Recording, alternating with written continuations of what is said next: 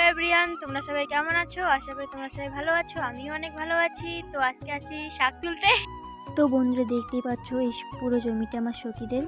তো ওরা কি কি সবজি আবাদ করেছে তোমাদের দেখাতে চলেছি, দেখো। তো দেখতেই পাচ্ছ এগুলো হচ্ছে মূলা শাক, তারপর লাল শাক, তারপর লাপা শাক, সব কিছু শাকই পাওয়া যায়। আর টাউনে তো সব বাসি সবজি পাওয়া যায়, বাসি সবজি 2-3 দিন বাসি সবজি পাওয়া যায়। তো তোমরাই বলো বন্ধুরা, গ্রামের প্রকৃতিটা তোমাদের কেমন লাগে? আমাকে তো খুব ভালো লাগে।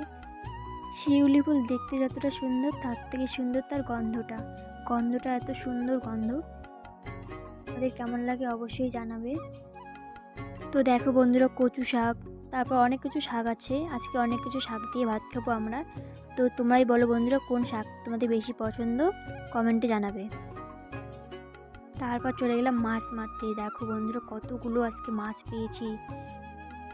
তোমাদের কার কার মাছ মারতে ভালো লাগে অবশ্যই কমেন্টে জানাবে। আমার তো মাছ মারতে খুব ভালো লাগে, তাই মাছ মারতে চলে গেছি। তো আজকে ভিডিওটা এইটুকুই। দেখা হবে নেক্সট ভিডিওতে, ততক্ষণের জন্য টাটা।